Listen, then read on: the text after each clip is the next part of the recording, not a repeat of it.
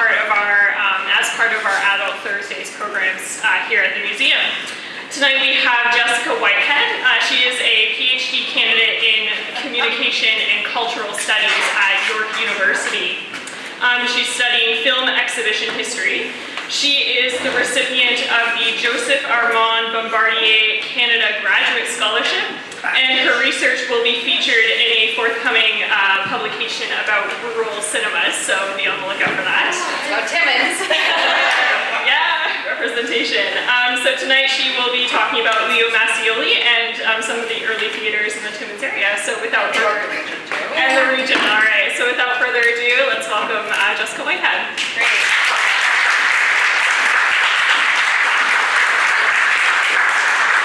So honored to be here and to have such a great turnout, and that there's so much interest in this topic. You know, sometimes when you're studying an obscure topic like film exhibition history, you think, well, maybe no one else is too interested in this. So it's great to see that there is an interest, and Timmins has such an amazing history of theaters, and the Mascioli film circuit span throughout the region. And this is why when I was thinking of a case study to do in a rural area, I thought this would be perfect because of this great history, specifically in Timmins, and how it influenced the region.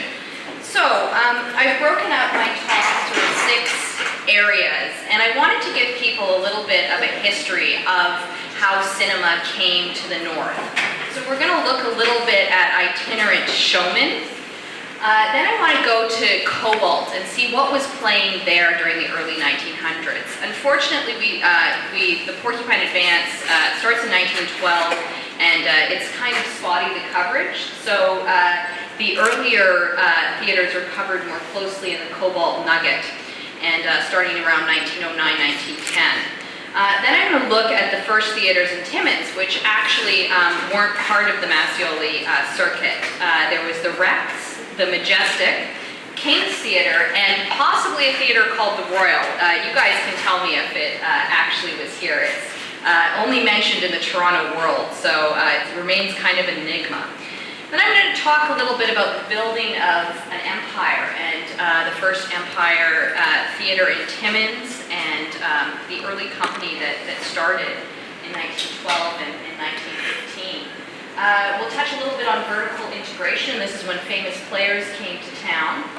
And I'll talk a little bit about the internment of this period. I'm just going to touch on that. I know that there was a talk last year on that, which it's a very important part of the history of the Mascioli circuit, and then we'll go through the theater. So I think I probably overdid a little bit with the slides, so we may have to go through some of them quickly. There's just, when you're writing a dissertation, you end up having so much information, and it's when you're asked to give a talk on your dissertation project, you can kind of sometimes go overboard a little bit. Okay, so the first mass entertainment in the region was vaudeville. And as the train line developed throughout Canada, so too would vaudeville troops go around. And they would stop in the north on their way out west. Itinerant showmen started to travel on these same routes. And here is a map. This is from my supervisor, Paul Moore.